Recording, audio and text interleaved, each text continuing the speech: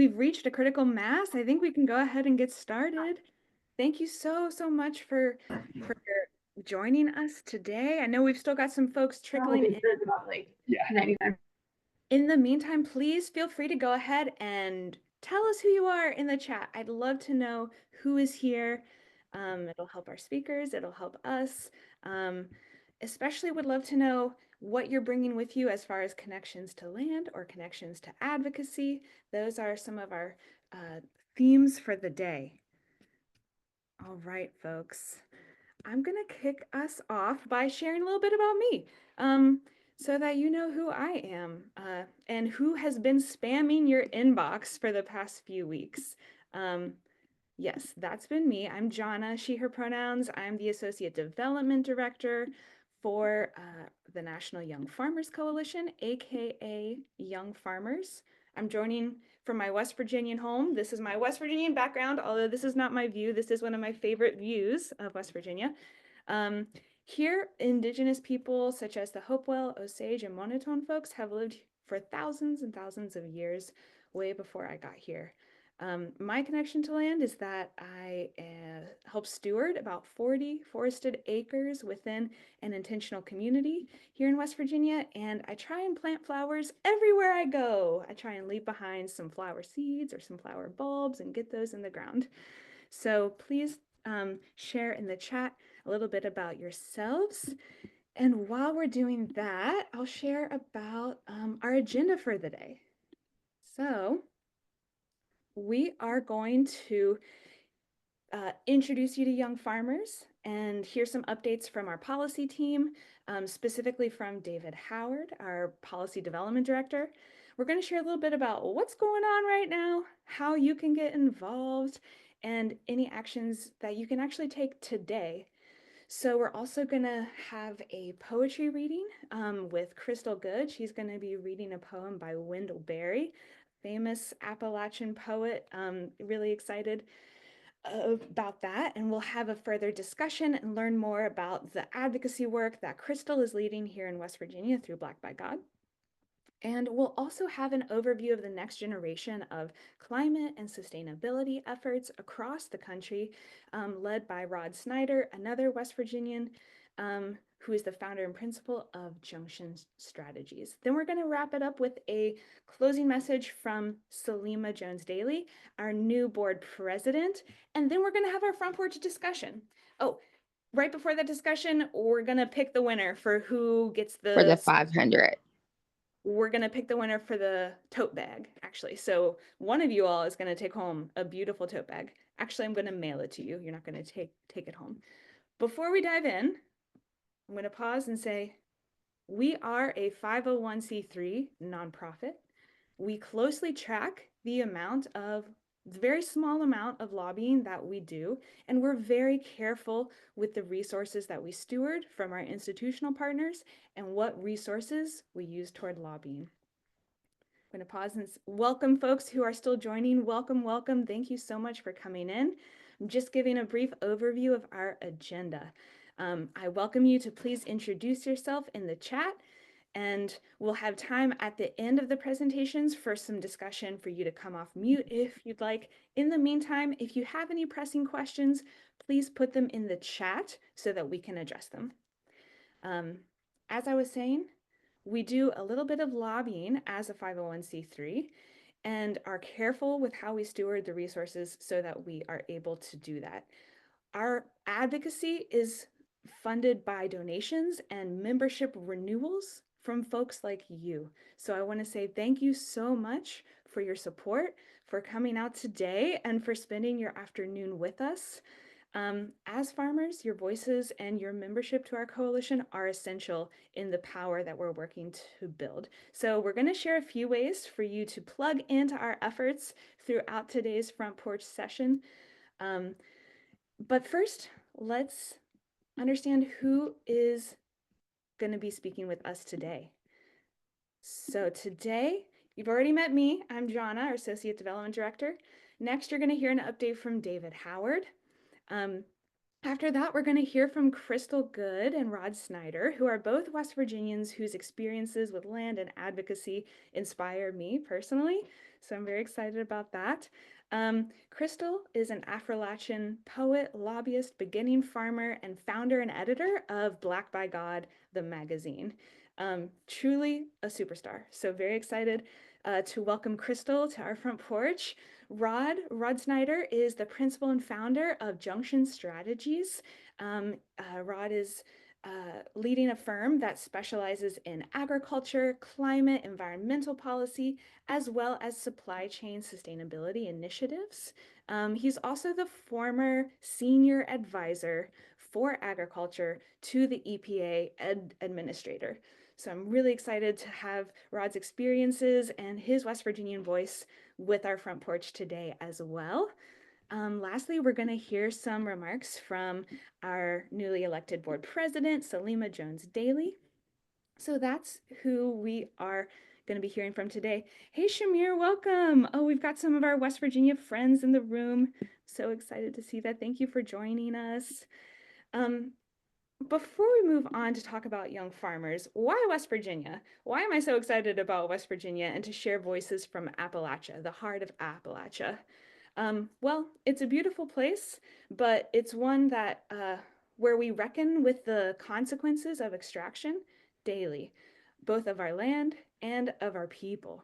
Here, young and beginning and BIPOC farmers face the same issues that farmers are facing across the country, with difficulties accessing land, capital, and markets for, of course, the food that they are producing. According to Crystal's publication, Black by God, only 31 farms out of more than 23,000 farms in West Virginia are Black owned or operated. So the underrepresentation is real in agriculture in West Virginia and in Appalachia, but there are people working to change that. So we're going to hear a little bit more about some Black farmers in West Virginia that Crystal's going to talk about. And more broadly, here at Young Farmers, we recognize that the deep-rooted inequities in our agricultural systems are the result of the history that we have in our country, and we are committed to dismantling these barriers to create a more just and inclusive future. So to us at Young Farmers, this means prioritizing the voices and the leadership of Black, Indigenous, and people of color farmers, and addressing the systemic racism that folks are facing at USDA offices, in the field, and beyond, as well as embedding equity into all aspects of our work and ensuring that all parts of our work are informed by the people we're seeking to serve, which is young, beginning, and BIPOC farmers. So I'm really excited to share with you a few ways that you can plug in to be more active in shaping the policies we advocate for and supporting our work. So if that's a little bit about us, here's a little bit about Young Farmers, and the first way I'm going to tell you that you can deepen your relationship with us. Our mission is to shift power and change policy to equitably resource our new generation of working farmers. We envision a just future where farming is free of racial justice, accessible to communities, and oriented towards environmental well-being, with concerns of health over profit. So that's our vision that all of our work is guided by. So right now, one way to get involved is we are accepting applications to our board of directors. We have a majority farmer board of directors. No previous board experience is necessary, but we have more information here at this link, and Adrian has also plugged a link here in the chat where you can learn more as well. So that's a little bit about our mission and vision, and a little bit more about how we operate, some of our guiding principles here. We have the belief that we... River, you want to drink of water? Whatever. No. Yes, I should take a drink of water. Okay. We have the belief that we have one generation to transform agriculture in service to our communities and to the land, and that we are that generation. We have a strategy that is proven to work, that young farmers when resourced to tell their stories and be their own advocates, can shape the changes that we need. Um, and and that we win when young and beginning and BIPOC farmers share their experiences with those in the position to help them. So our power grows when our voices come together. So we have a few different tiers of membership within our coalition. And so if you feel that you align with these guiding principles we have here, that you are an advocate, or you are a food lover, or you are someone who wants to see policy change to more equitably resource the next generation, please, and you aren't a member yet, please join us. Today, we are offering free in-kind membership to everyone who has signed on to this call. You can click this link here in the chat to get your free in-kind membership, which comes with a different discount code from one of our farm merchandise partners each quarter. This quarter, it's 10% off Hudson Valley Seed Company. So when you join us, you are adding your voice to our growing movement that's working towards a brighter future for agriculture. So I hope that you'll join us today and check out that membership. So I'm going to turn it over to David to give us the latest intel from the policy team now about what's going on, what's the lay of the land, what do we need to know? David? Thank you, Jonna. Thank you so much for that intro. And yeah, so I guess I should tell you who I am. My name's David Howard. I have been with the coalition for about 7.5 years. I'm serving as our policy development director. And what that means is, Jonna was talking about our theory of change and working for a brighter future and how we get there, right? And I think part of how we get there is making sure that day to day we are living into our commitments around policy change, and also the next farm bill and the next farm bill and everything in between, right? And so part of my job is looking out into the future and also looking at what's happening right now. I'm not going to get into, all of the EOs or the details of the funding freeze. I think we're all sort of freaking out. Yeah. Well, we're not I'm sure. freaking out, but the opposition David, I should have. the opposition very much wants us to freak out, and I think that's I don't think it's a partisan statement to say that. And so just in terms of this overall situation, young farmers and the ecosystem we work in, we are people who are trying to build something. We are trying to build toward a better future. We are trying to do that in a collaborative and responsible and feasible and actionable way. I think that we're known for advancing policies that strive to do that, and strive to have real, meaningful material outcomes in the near term for young and BIPOC farmers. That's what we do. We will continue to do that. We are doing that. It is, that it was very difficult to do that work in the last Trump administration. It's been difficult in the last few years. As you know, we still don't have a farm bill. So we are not unfamiliar with doing that work in difficult context. Of course, this is unprecedented and difficult in ways that were predictable and also unpredictable. But we will navigate that together, right? Together as a community, and that's happening. And after my piece of this, Jonna will give you a way to engage with some actions around that as well, particularly around the funding freeze. So I think in terms of a situational overview, there was all of this stuff on fire, all of this effort to dismantle, to destroy. We are trying to focus on, what we can impact in that, and working together with other organizations in our community, trying to elevate farmer stories, trying to understand and communicate the damage that's being done, the damage that will come.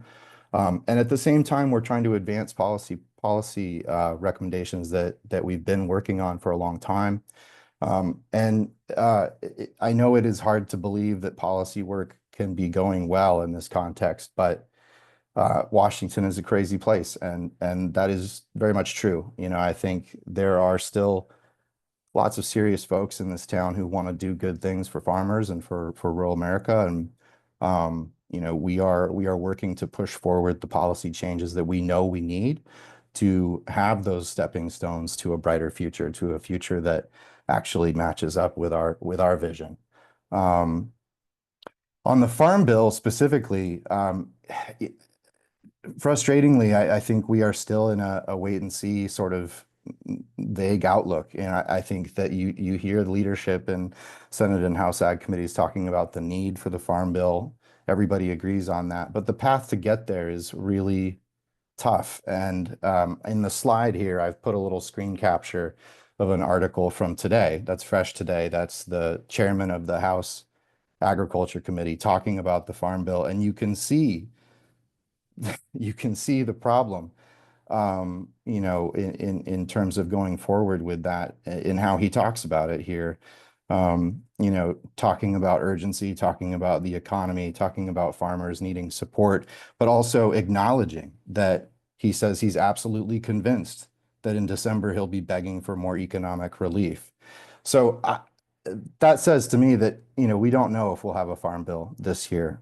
Regardless of whether or not we have a farm bill, you know, the work continues, and we will be engaging with whatever Congress is doing and trying to, you know, advance our priorities for young farmers and collectively across our network, and communicating, you know, what is needed and what we need to build towards. And we will be making that case to USDA. And making what progress we can while we navigate the chaos of the moment. In terms of legislation that we are leading, you know, hopefully you're familiar with the Land Access Securities Opportunities Act, LASSO. We will soon be moving forward with another version of that. You know, we plan to reintroduce our marker bills that we introduced in the last Congress. We're in a new congressional cycle now, so everything needs to be reintroduced. And that will include, you know, a new version of this bill, which I don't know if I'm supposed to get into details of that, but I'd be happy to speak to that if that's helpful. But the main thrust of that is that it would create a flexible source of federal funding that can really meet the needs of local farmer-led, community-led projects around advancing land, capital, and market access. And if you're familiar with the existing program at USDA that was set up in the Inflation Reduction Act, this bill would take that to the next iteration. We also have a bill that would direct USDA to establish a pre-approval process for direct farm ownership loans. We also have two conservation bills, one that would create a separate lane of funding for smaller scale operators to receive EQIP dollars, that's conservation practice dollars, and one that would invest in farmer-to-farmer learning about conservation practices, which, as we know, is, you know, where most of that learning happens is between farmers, and that should be recognized and compensated and facilitated. So that's a brief view into the situation and what we're working on. I know we'll have some time for Q&A later, and I'll be happy to answer any additional questions. John, is there anything else you wanted me to speak to? That's great. Thank you so much, David, for giving us that overview, what's going on. Please stay till our front porch discussion at the end so that if folks have specific questions about any of the policies we're trying to advance right now or any other nitty-gritty questions that you can hop on to answer. Thank you so much. Fantastic. So we have two kind of active alerts right now for folks that I want to make sure that I make you all aware of.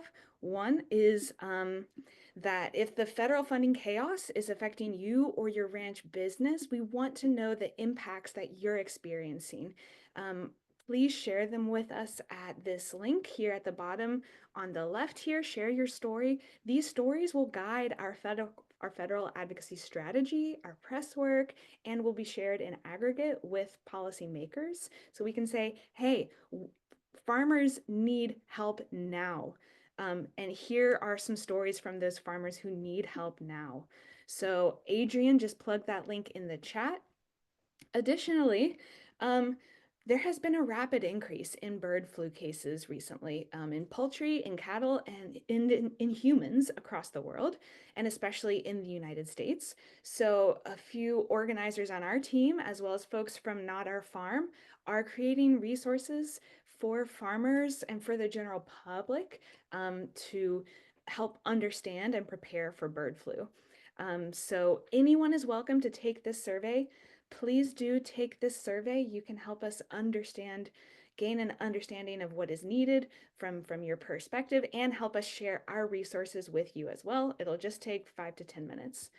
And so Jessica also uplifted here in the chat. You can sign up for our rapid response network at this link, youngfarmers.org/advocate, to stay tuned about what are the upcoming alerts that we are trying to galvanize action around. So that's a little bit about how to get involved right now. Taking a breath. I'm excited for us to actually turn it over now to our speakers.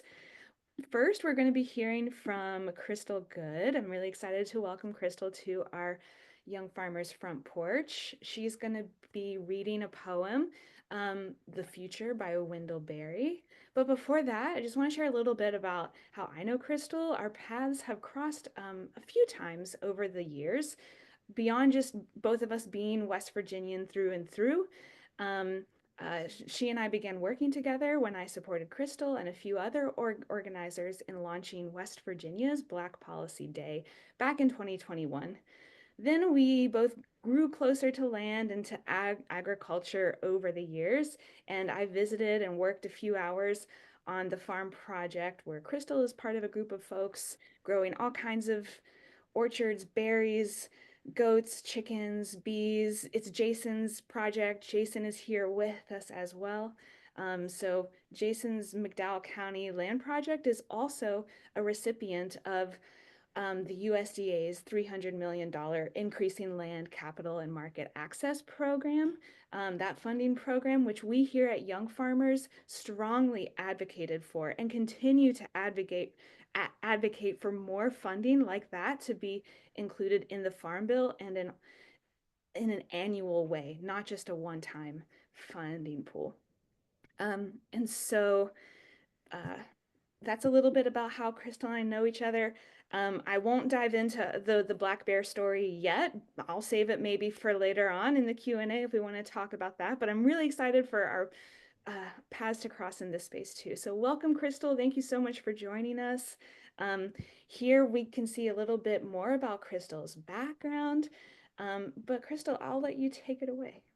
Oh, thank you. I am so honored to be here with you today, talking about farming and sustainability and the future. And the future is not this distant idea, but it's the work we do every day. It's the land we tend, the choices we make, the communities we shape with our very own hands. And I love the concept of a front porch. I was so tickled to get this invite. I'm coming to you kind of from my side porch. I was hoping to sit out there, but it's a little windy. Because the front porch is a place of gathering, of storytelling, of reflection, a place where we can pause long enough to truly see each other and hear one another. And whenever I think about a front porch, I remember this TEDx talk, and John is going to put it in the chat. It's by my friend and barnwood builder from HGTV, Mark Bowie, who talks about the front porch design and how like well-built porch creates a space for conversation. So I just want to say thank you, Jonna. Thank you, Young Farmers, for having me and creating this space today. I was asked to begin with a poem, and I'll admit I wasn't really sure what to bring. My poetry archive leans a little bit towards disaster, environmental devastation, extraction, displacement. But today, I didn't want to begin with loss. I wanted to ground us in presence, in action. And if you don't remember anything from what I shared today, I hope you remember the name Wendell Berry and put a little Wendell Berry poetry in your heart. So I'm going to open up with a poem called The Future by that great Appalachian farmer, poet, Renaissance man, Wendell Berry. For God's sake, be done with this jabber of a better world. What blasphemy, no futuristic twit or child, therefore ever, in embodied light will see a better world than this. Though they foretell inevitably a worse, do something. Cut the weeds beside the oblivious road. Pick up the cans and the bottles, old tires and dead predictions. No future can be stuffed into this presence except by being dead. The day is clear and bright and overheard. The sun not yet half finished with his daily praise. Wendell Berry from Given, 2005.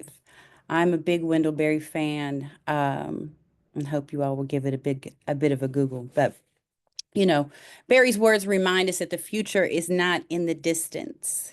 It's here, it's now, and it's unfolding in the choices we make as farmers, as land stewards, as advocates.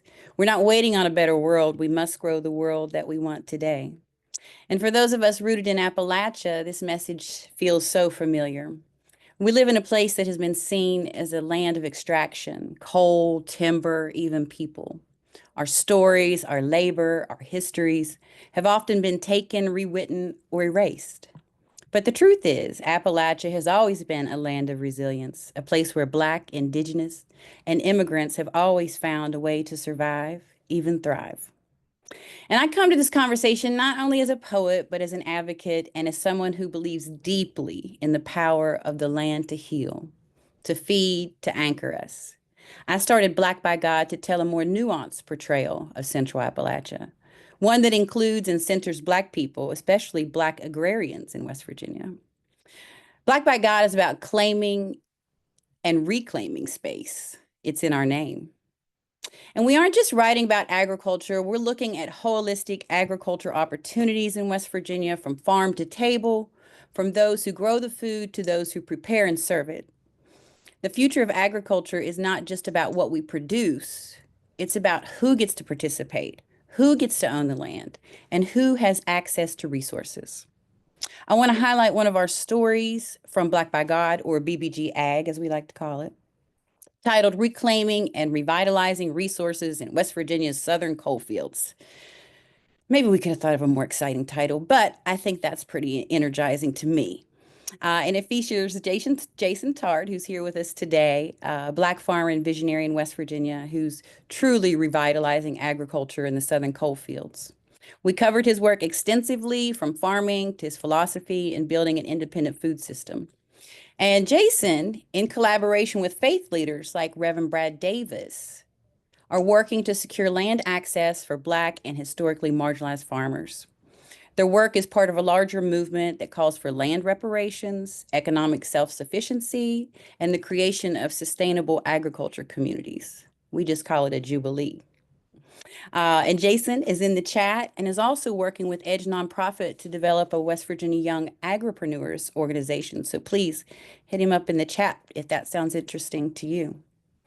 And with Black by God, our agriculture coverage includes many more stories. We highlight Black foodway practitioners, history, recipes, agribusiness, and the broader movement towards food sovereignty. Advocacy is not new to me. BBG is just my modality for now. I've been in the trenches of activism, environmental activism, and policy work for years, lobbying for industrial hemp, medical marijuana, SNAP stretch, a variety of cottage industry bills. Does anybody remember the pickle bill? Okay. And agriculture support across West Virginia. It's a hard row to hoe, but the work is necessary, and we need more, dare I say, non-white voices in agriculture policy spaces. We need more of us in publishing too, but my work is not linear. It moves in cycles and seasons, in unexpected directions, and that's the nature of this work. It requires flexibility, adaptability, and a deep commitment. So I invite you to be a part of Black by God's movement. Become a folk reporter. Folk reporters are citizen journalists that attend public meetings, witness, and share What happens? You can do this on a state level, a local level, or a federal level. It simply requires you to listen in to a committee meeting, an agriculture committee meeting, and report out. And remember that presence is resistance. And simply existing for me as a Black woman advocating for agriculture, policy, sustainability, publishing, and poetry in West Virginia is a radical act because it benefits everybody. And as we look at the next generation, I challenge us to return to the question Wendell Berry poses. Not what future will come, but what are we doing right now? How do we clear the weeds, pick up the cans, mend the soil, and plant the seeds of something better? The sun is not yet half finished with his daily praise, and neither are we. So I have to end with a plug. Please subscribe and follow blackbygod.org. It makes a difference when you share our posts, and I'm so thankful to be here with you today. And I close. Thank you.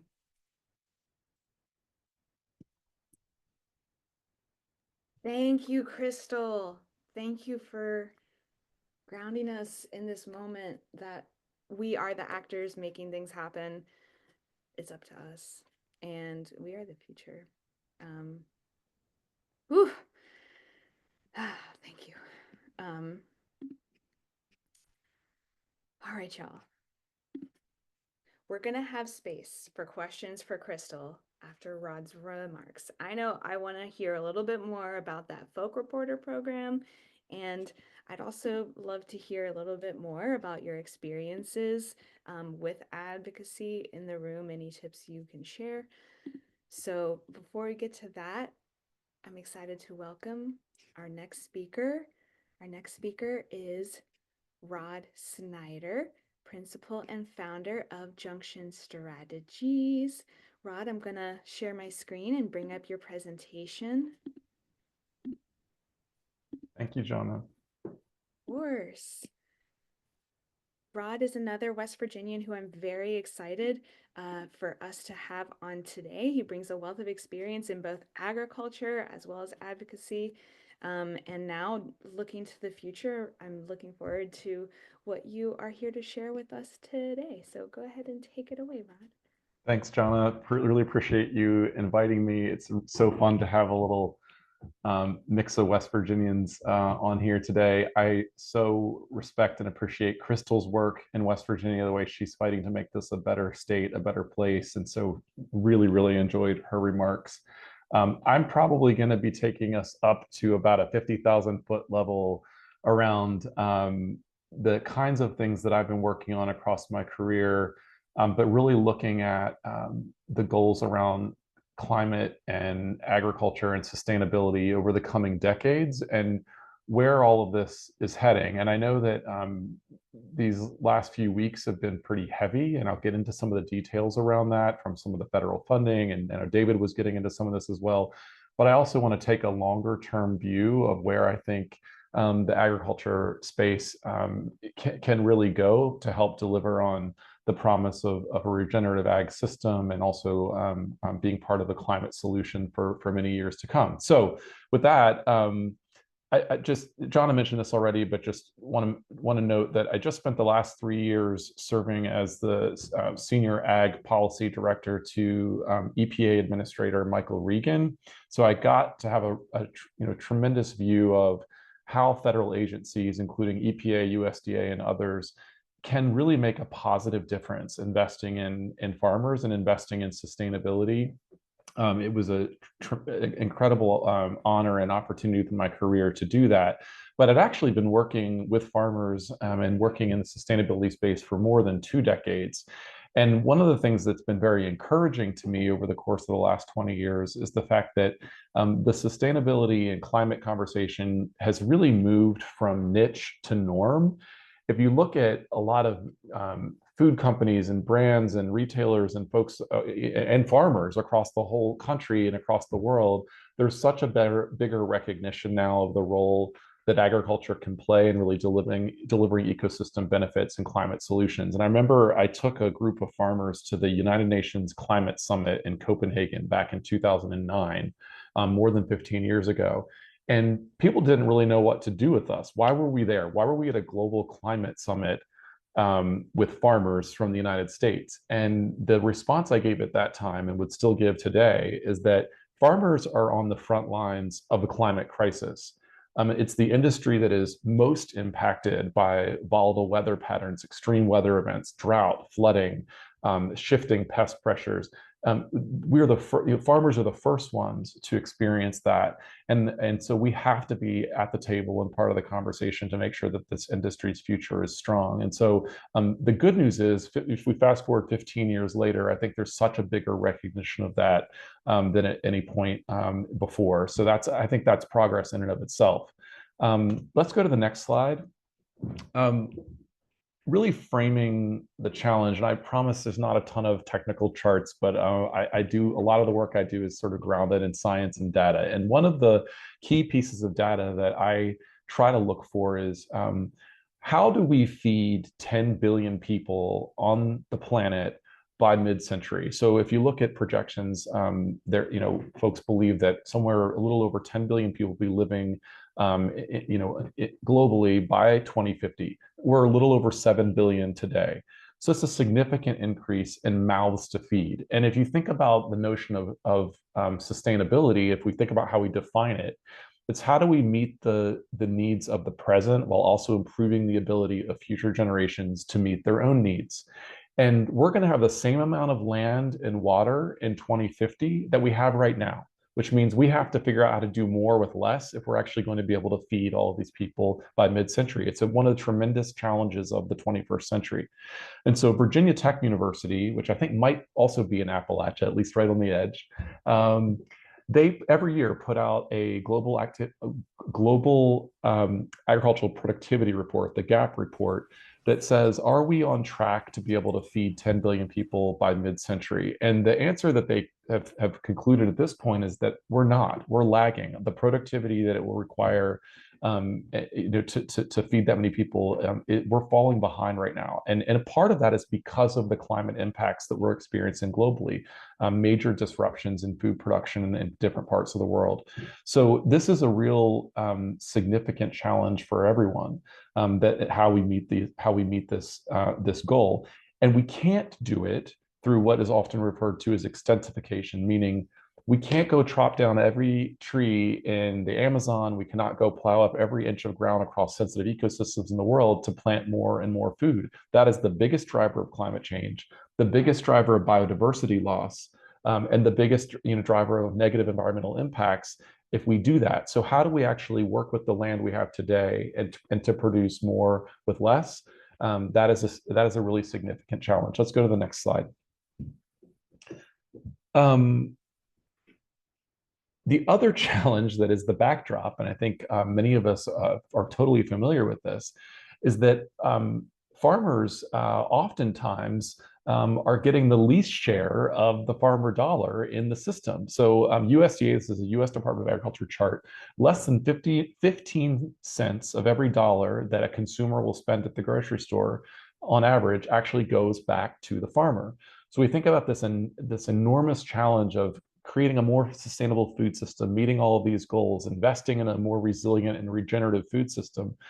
Farmers aren't often resourced or not often in a place to be able to make these investments in the food system. And so it takes everyone coming along. It takes the public sector, the private sector in partnership, working with farmers.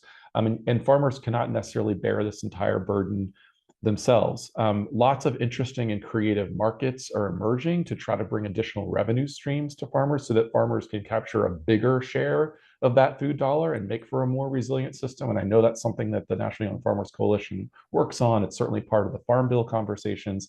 But basically, how do we actually make sure that we need to not just sustain our environmental resources, we also need to make sure that we keep farms in business and all diversity of farms, not just big farms. We need small, medium, and big farms in order to have a resilient future. Let's go to the next slide. So there has been some good news in recent years, and that's the fact that in 2022, everybody I think on this call probably knows this, but the Congress passed the largest piece of climate investment in our nation's history. It was called the Inflation Reduction Act. It included hundreds of billions of dollars towards climate and clean energy solutions. And in that bill was $20 billion that specifically went to the US Department of Agriculture for climate smart agriculture. So it was a really significant win for beginning to get to some of these dollars to focus on these environmental impacts and outcomes.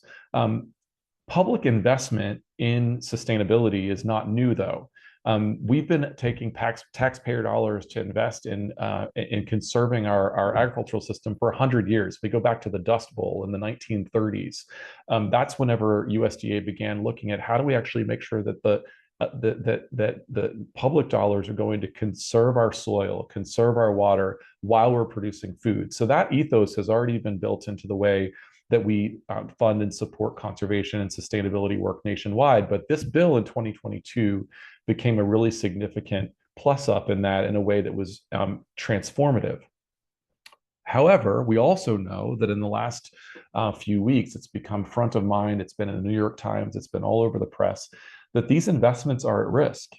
The new administration, I'm not going to be partisan, but the new administration has frozen a lot of these funds. There are farmers that actually spent money to put practices on the ground with the expectation, because of a contract they had entered into, that they were going to be reimbursed for doing that particular practice on their farm. And now it's frozen. And that creates a chilling effect in terms of farmers' interest and willingness to want to participate in these kinds of public programs, these federal investments, if there's a risk that that the federal government is not going to stick up for its end of the deal. So this is something that I'm paying close attention to right now, and I know many organizations. I saw the National Sustainable Ag Coalition, NSAC, has been bringing tremendous pressure to USDA to say, release these funds. There are farmers that are counting on these dollars, and they were in contracts to deliver these practices. And so it's one of the most pressing and urgent challenges that we're facing right now. And also just point out the fact that we as a country have now pulled out of the US Paris Climate Agreement. So all those years of taking farmers to international climate meetings and trying to be part of a leadership to that global climate conversation, the United States is not even there now. We've, for a second time now, have pulled out of the Paris Climate Accord, which means that we're really abdicating that leadership. And I think that our agricultural sector in the long run suffers from not bringing that leadership to the international arena. Let's go to the next slide. So the good news is that the US farming sector has a tremendous track record to build on. I've already talked about the 100 years of public, federal investments, but also if you just look at the data, again, I'm going to talk a little bit in the weeds about the data. I'm sitting right now in Jefferson County, West Virginia, on a small farm, 80 acres, less than 24 head of Hereford cattle. It's a small operation. My mom was raised just a few miles away on a small dairy farm in the 1950s and 60s. And if you think back to that time, the average dairy cow is producing around 6,000 pounds of milk per year. That was pretty typical. But over the last 50, 60 years, because of a lot of public investments in research and development and breeding and technology and work from both public and private sector, the average dairy cow now produces 24,000 pounds per year. That's fundamentally a good thing, because it's shrinking the environmental footprint of what it takes to produce milk in the United States. So there's a strong track record that we have to build on, but this kind of future progress is not guaranteed, and it takes public investment, private investment, and it takes innovation to help us continue to achieve these results going forward. The picture that's on the left is a visit that I made last year to the Affrilachian Fruit Research Center in West Virginia. It's a USDA research facility where they were looking at advanced breeding technology to try to deal with some of the most dire fruit disease problems in the world. And the public dollars that are going into USDA to help research this could in the future help to eradicate some of the fruit diseases and things that really threaten our crops both in the US and globally. But again, that is a public investment that's being made there, and we have to be able to maintain and continue that. When I was at EPA, I traveled the country visiting farms all over the country. And I saw lots of farmers adopting innovation. I was out in New Mexico where there was farmers using drones to look at rangeland because they couldn't travel at all, themselves. They were kind of looking at where the cattle were, and they were using that data to help make management decisions. I went to a small organic dairy farm in California where they were actually capturing the methane from the manure, and they were using that to run electricity on their farm. So kind of a circular story with just a couple hundred cow dairy. I went down to Mississippi where they were, the farmer was, it was a cotton operation, and they were using optical sensors to try to figure out where the weeds were in the field so that they didn't have to spray more chemical than they really needed to. And in fact, it reduced herbicide applications by 90% because they were able to only treat those parts of the field where it really needed to be. This is all technology and innovation and positive things that can be coming down the road if we continue to make these types of investments into our food system. But we're also in a moment right now where overall public trust in science-based information and in our institutions is waning, and it really concerns me. We need to have strong federal agencies, research institutions, land grant institutions that are able to invest in this work if we're going to have a sustainable future. And right now, public trust seems to be cracking. And you have a lot of people with very loud voices that are, I think, in a lot of ways undermining that public trust, and it's a real concern. So how do we make sure that we fight to continue to build that trust in science-based information and in our federal agencies that can help to continue to support this work? Let's go to the last slide. A report came out at the end of 2024 about the opportunity for US agriculture to be climate negative. Basically, that means that we are sequestering more carbon than we're emitting. And it was basically a pathway for how we get there. And the good news is that, as I think all of us know, farmers can be sustainability and climate champions. If we're given the resources, we have the tools and technology to manage the land in a really positive way, we can actually be part of the climate solution for many, many, many years to come. But we need the tools to be able to do that. And so when I was thinking about a way to sort of boil down those keys to future progress around climate sustainability, the first is making sure we have the continued public and private sector investments. It's those strong programs in the Farm Bill. It's making sure that small farmers also have access to resources, not just large ones. The second is ensuring the shared value for farmers. Farmers need to be able to capture a bigger share of that food dollar to be able to continue to do this work. Third is advancing technology and innovation. We need to make sure that we're continuing to be able to make those improvements in a science-based way, in a way that is also protective of public health and the environment for many years to come. And lastly is just maintaining and building public trust. There are fewer and fewer people, consumers in the United States, that are familiar with agriculture because we're more generations removed from the farm. And so it's not always possible for people to understand what we're doing on the land, but we still need to be able to connect with those consumers and build trust and make sure that they're understanding the type of practices and tools and work that we're doing so that we can continue to have the freedom to operate for many years to come. So that was sort of the way I wanted to boil down those findings. And then the last slide, I think, is just, my contact information and website. And I look forward to the Front Porch conversation and happy to take any questions. So again, thank you, Jonna. Thank you, Rod. Thank you so much. I'm going to close this out with a remark from our board president, and then we're going to open up the discussion right after we pick the winner. So I'll go ahead and share that remark now. Hello, everyone. I am Salima Jones-Daly calling in from Baltimore, Maryland on Susquehannock lands. I also steward Serena Sankofa Forest Farm in Lake Anna, Virginia on Monahawk. My connection to the land through the forest farm is fairly recent and a new beginning that started almost 25 years ago. Beginning in 2001 as a student concerned about the vulnerability of food access within New York City following 9/11, and then more structurally on the food security of my hometown in Brooklyn, New York, I turned to my studies for meaningful actions in advocacy and environmental justice that shaped my experience and that of my neighbors as it relates to food and farming that really changed the course of my life. I worked in support of urban and regional farmers and community gardens at a time when a partnership with Green Thumb was not enough to secure any community garden or urban farm from development interests. This East Brooklyn community, which had the highest density of community gardens in New York City, in the first 5 years of my career, I managed these farms, or rather the East New York Farms program, and coordinated its CSA, the farmers market, and met with local representatives and showing up also to City Hall to advocate on behalf of our gardeners and farmers who sought to reclaim, along with our neighbors, our food system. There's a lot in between that keeps me tethered to this cause and to the critical nature of farmer advocacy from the local to the national context. Having joined Young Farmers and the board in 2017, I now serve as the newly elected board president, and I continue to give of myself and personal resources because of the passion and the purpose I see within this community every year. The courage from all of you as members and staff and supporters of this work. I am proud of you all and of the people who continue to bring Young Farmers as an organization to transform and evolve.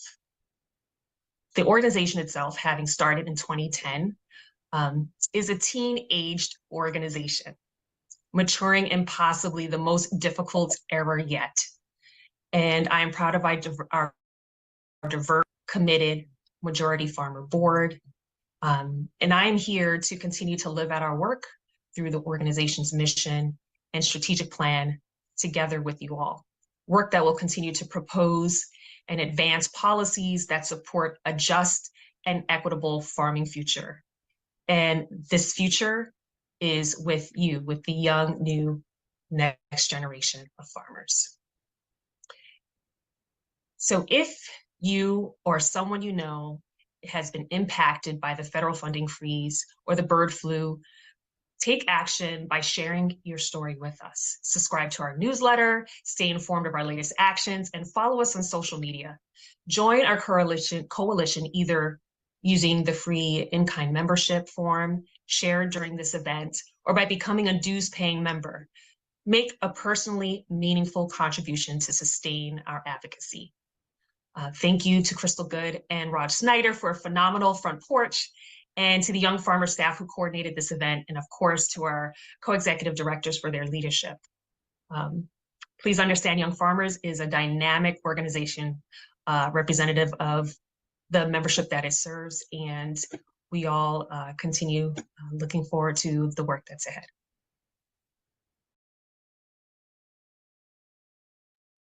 Thank you to Salima for those remarks.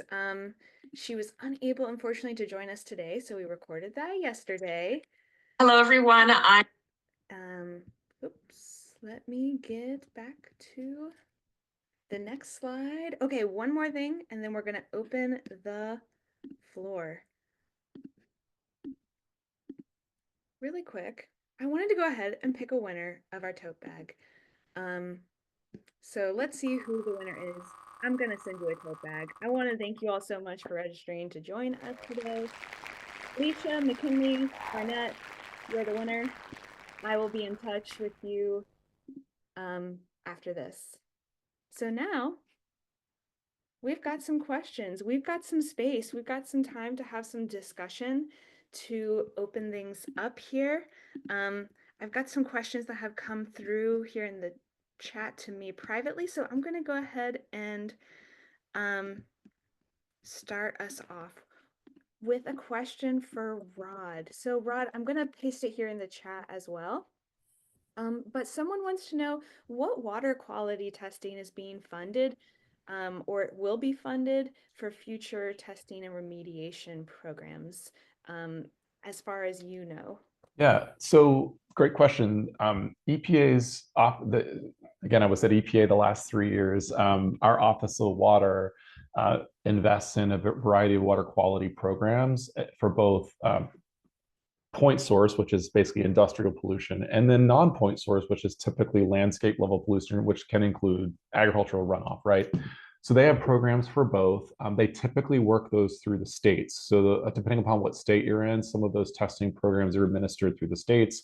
There's also watershed programs. I'm in, our family's farm is in the Chesapeake Bay watershed, in which there's a lot of long-term history of ongoing water quality testing to make sure that we know whether or not we're making progress on some of those nutrient runoff issues.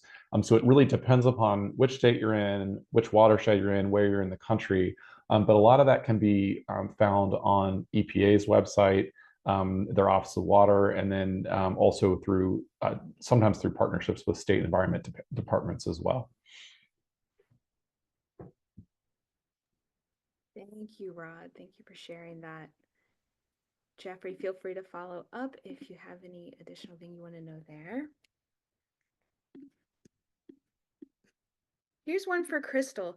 I'd love to hear a little bit more of an example of a folk reporter story or experience that is sticks with you as to the importance of folk reporters and getting involved. Well, I love folk reporters. It's one of my favorite things because I just believe in it so much. And I know Rod will agree that we need more eyes and ears listening to committee meetings. They're long, they're boring, but that's where, as they say, they make all the sausage, right? That's where things go down, and you literally have to be in the room.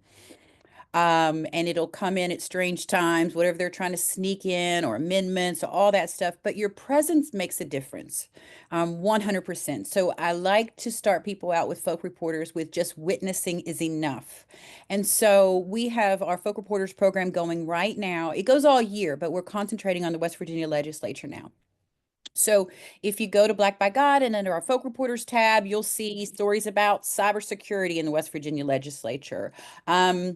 I do believe they're trying to send kindergartners to jail, but yeah, sorry, I have to make a little bit of light. But yeah, so there's all these bills that citizen journalists are sitting in on committee meetings, and they're giving reports, whether they write up an article or if they make a video. Some people actually just take a picture of themselves in the agenda and give quick comments about it. So it's very, very flexible with folk reporters. We meet you where you are, but the whole purpose of it is to get everyday citizens in these committee meetings. And I encourage you, again, everyone listening, be happy to help you become a folk reporter and learn a little bit more so that you can sit on your state legislature and federal agriculture committees and report out to your communities, because everybody in this room is a journalist. If you have social media, if you have Facebook, you are a quote unquote reporter and you are the greatest advocate for your community. If they see you go to a committee meeting, other folks might be interested in it. They see you go to the city council meeting, then other folks might be interested in it. And I don't want folks to overthink this and get stuck on journalism, right? I want people to recognize that just witnessing, going to these meetings, you will change the room. And the more people that do that, the more eyes and ears we'll have on policy. And we all know that that's important, especially with our everyday lives. So I hope that answers the question. Yes, thank you so much, Crystal. We've got another question for Rod here from Marion. Regarding feeding 10 billion people, how much are people actually looking at food distribution? My sense is that we are currently producing enough to feed everyone. However, food is not getting to people due to false constraints by global trade.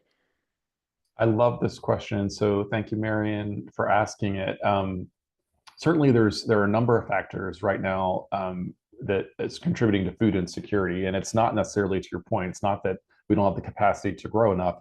That's also a different question than 2050 when there's 3 more billion people. So we have to sort of solve for both of these things. But if we look at right now, yes, food insecurity is a result of various economic structures that are in place. Also, if you look at agriculture in North America versus other parts of the world, you have a lot of farmers that are subsistence farmers, and they don't actually have access to the same types of resources and technology or ability to grow food in the places where it's needed. So you have both the global issue right now of parts of the global south that their agricultural systems need to be improved so they can feed themselves more effectively. And then you also have some of these distribution issues. The conversation around USAID that we have been all looking in the news the last couple of weeks, where some of those global food programs are being eliminated, is a huge concern. Because some of the food that should be reaching food insecure places around the world, that may now be cut off, and that's an enormous concern as well. So I think in 2025, looking at this current problem, it is both a distribution issue and also an issue of helping farmers around the world grow more using more advanced tools and technologies. And then looking out 2050, it's how do we make sure we don't overtake the landscape to feed 3 billion more people. Thank you, Rod. Appreciate that. Crystal, go ahead. Yeah, I have a question. Well, I have a suggestion. I'm going to put him on the spot because I saw in the chat it said farmers to the front. Whoever said that tickled me.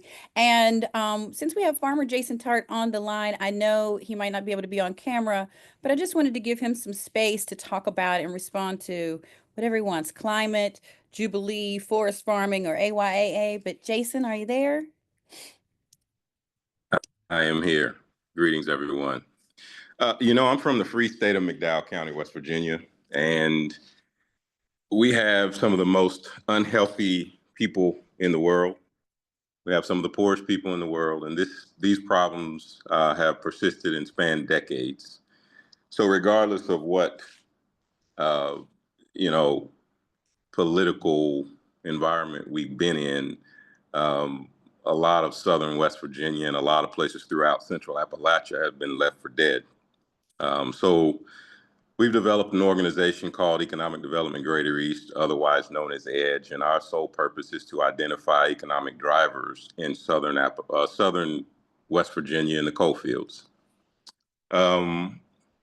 Most of these communities where I am, and I'm in West Africa right now, so it's interesting that we're talking about this from an international perspective, because people in Africa at the moment are somewhat fed up with this colonial approach to the global South, and they're tired of the aid. They're tired of, being manipulated. So there's so many things that we could talk about with this discussion. But in terms of Central Appalachia, there are people in our communities right there in West Virginia that have been left for dead, and this has been going on for decades, regardless of what political party has been in office. So we have taken it upon ourselves to identify what are our economic drivers in the coal fields outside of extraction. We're identifying ways that agriculture can play a role in mitigating some of the issues related to extraction. We're looking at things that could be produced in an agroforestry environment, not even related to food. People go to Walmart and Lowe's and places like that and purchase things like mulch or soil or biochar products. So there are so many things that we have the ability to produce in Central Appalachia. And our work is pretty much centered around identifying what those economic drivers are and introducing those things to the community.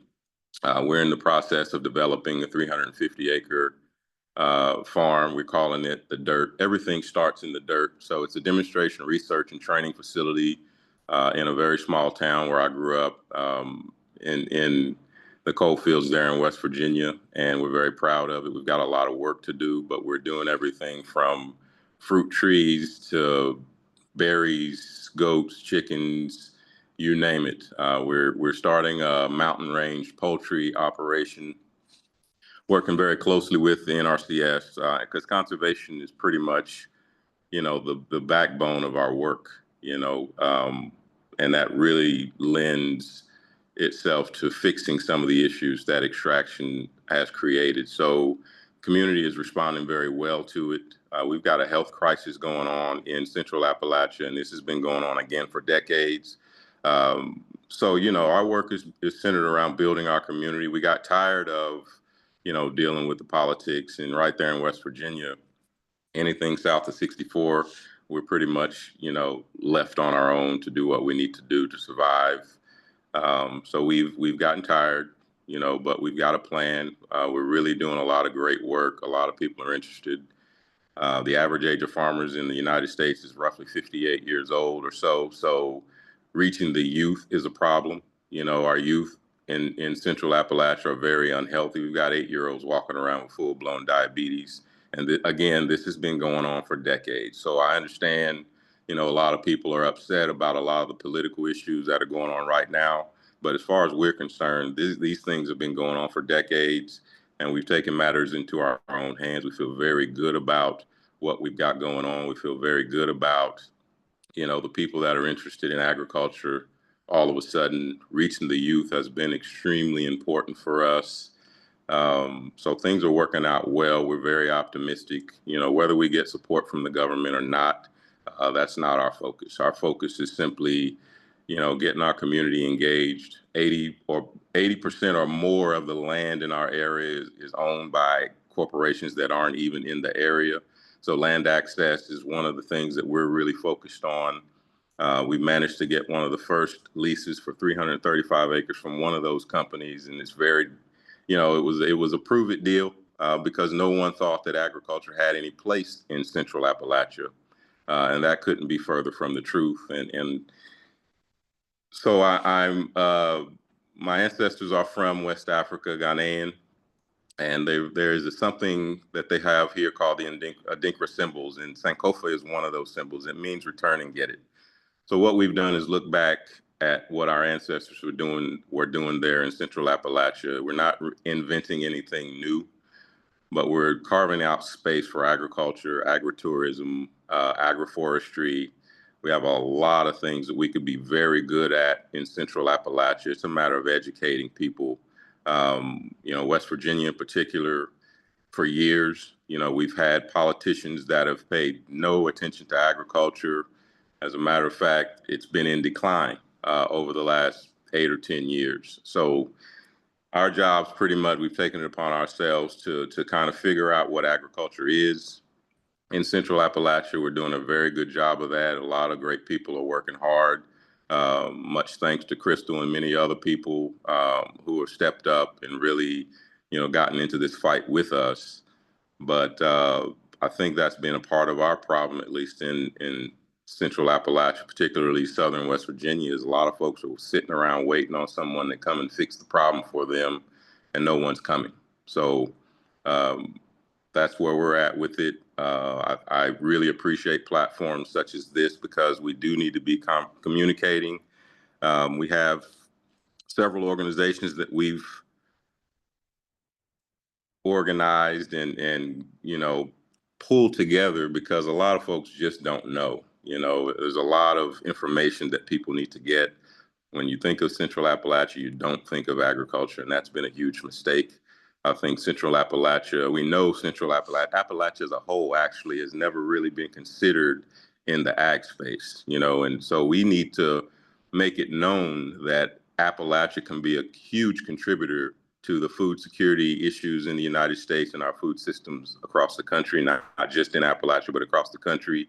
Again, we could be very good at a lot of things. And so we're working very hard with a lot of good people to make those things known. Again, the youth is an issue. Our number one export, at least in Southern West Virginia, is our youth. So what we've done is organized and formed an organization, American Youth Agripreneur Association. It's no hit on any other organizations, but you know, FFA and 4-H are not active in our area.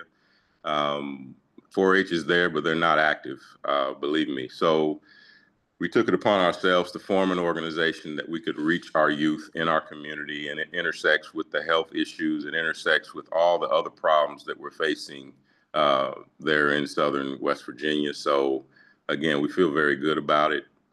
These problems have persisted for decades, and now we're kind of taking ownership of this thing and forging our way forward. Any questions? I'll be happy to ask if you have any specific questions. Thank you, Jason. I really appreciate you sharing your experience and like story from the heart of McDowell County. I feel that your situation with the land lease that you have organized is a unique one, and I'd love to hear a little bit more, if you don't mind sharing, about how you were able to get that partnership with that absentee land owning company. Maybe it could be helpful for others in our network who might be in a similar situation. Yeah, part of it is, again, no one, when you talk about agriculture, in our area, no one thought of agriculture, and economic development. That wasn't happening. No one thought that agriculture had a place in southern West Virginia or central Appalachia. And I talked to the president of this organization. He didn't think there was space for it either. So, they gave me a prove it deal. Initially, it was not enough time. So they gave me 10 years to prove that agriculture had a place in central Appalachia. And we proved that in less than 2 years. So I think a lot of it is, reaching out to these organizations or reaching out to people who are working with these organizations. If we have a plan, if we have a viable plan that we can present to these organizations, that's where it starts. But we've also worked with other people to put pressure on these organizations. These folks aren't there. You can only mine so much coal. There's natural gas. There's a lot of things going on. But there's also a lot of land that's just sitting there with nothing being done on it. And I think it's important to identify, what land is available. How does that work, in terms of the extraction? Are we violating anyone's space? But finding land that can be used for agricultural purposes, coming up with a plan to communicate with these organizations, because they've got, things that they're interested in doing as well. A lot of them just simply don't know. And I think we've done a poor job, especially at the governmental level in West Virginia. And again, this has spanned for decades. No one has taken the time to have these conversations with these organizations to show them, what the possibilities are. So a lot of it is incumbent upon us to just put a plan together, get it in front of these organizations, and allow them to see what the potential is. And that's from everything from producing food to value chain creation, the impact that it's going to have on the health issues, the impact that we can have on the environment and the climate, because our brand of farming in Central Appalachia is very climate friendly. You look around certain places over in Tazewell County, Virginia, which is part of Appalachia, not far from me, and they're cutting down every tree along the highways there. So we're cutting down trees and in the same breath talking about having climate issues, when we shouldn't even be talking about raising cattle in that part of Appalachia. We should be talking about things like goats, poultry, and I can give you some, for example, mountain range poultry. You talk about greenhouse gases and those types of things. And when you get the poultry on the mountain under the canopy, a lot of that is mitigated. Not to mention all the waste from the birds, are helping the trees and some of the other vegetation. So there are so many things that we should be talking about in terms of what that looks like, so that we can let these organizations know that, we have great potential. There's a lot of earning potential, but it also intersects and impacts, the health crisis that we've been dealing with for the last 60 or 70 years. We've just had flooding issues. Agriculture can help with the flooding. We've had flooding issues on my farm. So we went through the farm, built berms and done all kinds of things. And we're actually introducing new ideas to NRCS. We work with them very closely, and they've started an agroforestry program recently. I think our program was what inspired that. But they can make money for people, and they were just missing out on tons of opportunities, because they were kind of like, we're focused on conservation. And I had to tell them just recently, conservation can help farmers make money. So stop thinking about farming in a food context all the time. And let's look at some of the agroforestry products that we can produce. You've got a lot of dead, trees laying on the forest floor. So I'm in Africa right now, and they don't cook with Matchlight or Kingsford. They use biochar that they make themselves, and it's a much more healthy product. All this chemically, infused nonsense that we're using in the United States, and it's quite obviously that we're the sickest country in the world by far. So we have a lot to talk about. There's a lot that we can present to these organizations, and we're just simply we're simply missing the mark in terms of what agriculture really looks like and what it can contribute to the food system in the United States.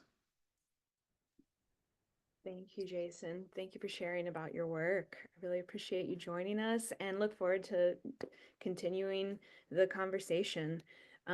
Thanks for having me. Absolutely.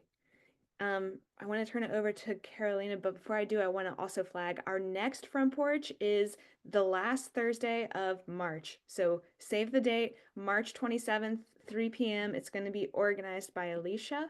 So make sure to come. We can continue to have conversation.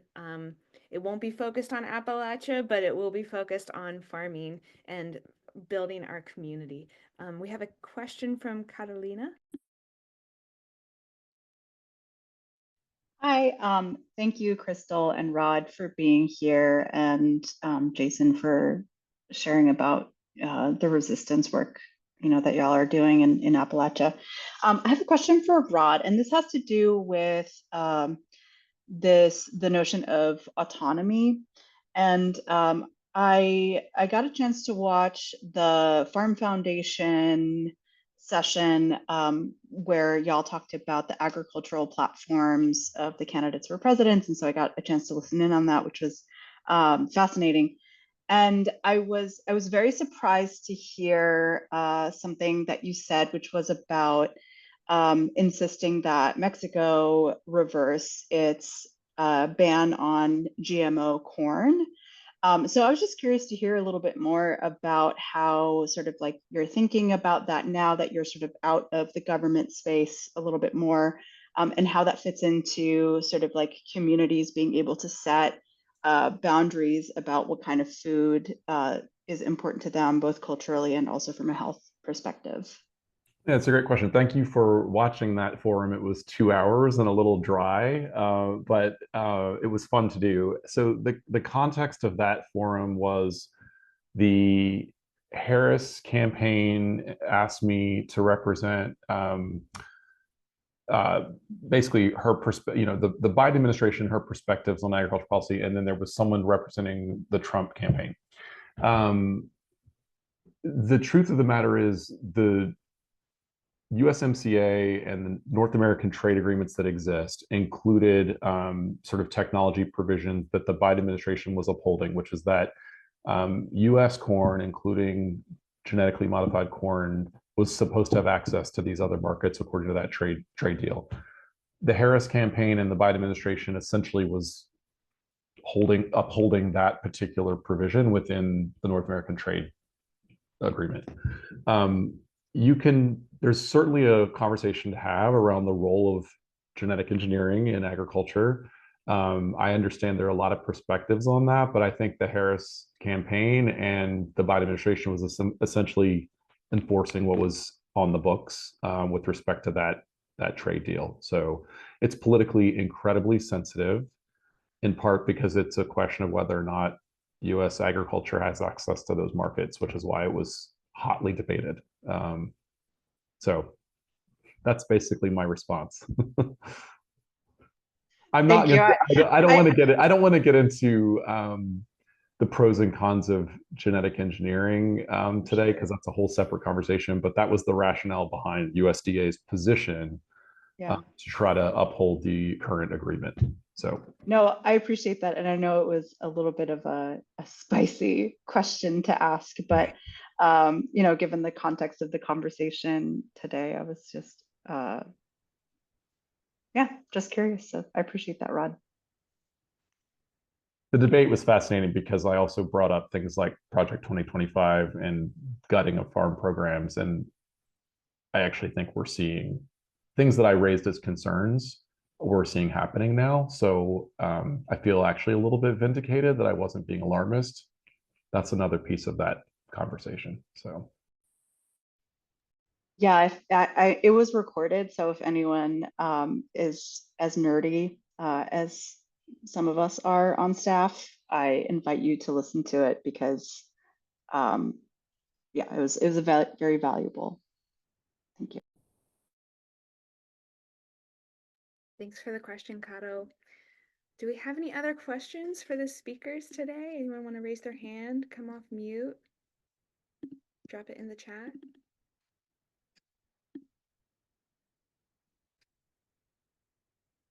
All right, folks, then I think we can wrap up our front porch for today. I want to say thank you again for joining us this afternoon. Thank you so much, Crystal, Rod, and Jason, for coming and lending us your voice, your perspective, your experiences.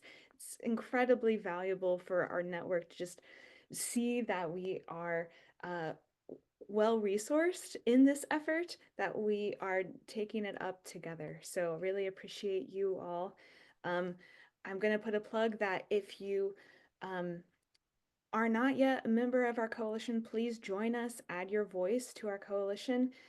Please take the surveys that we put in the chat as well. And I'll send a follow-up email here in the next day or two that includes all of the links that we brought up as well today. I would be remiss in saying, if you are compelled today by what you heard and want to support young farmers, support from folks like you is what makes these spaces possible and what makes us able to advocate and lobby for policies that are able to support farmers on the ground. So if you feel compelled to help resource our efforts, check us out on our website, youngfarmers.org, click that donate button and join us. So thank you all so much again. And that's it, folks. Wrapping it up. Bye-bye. Thank you so much. Bye-bye.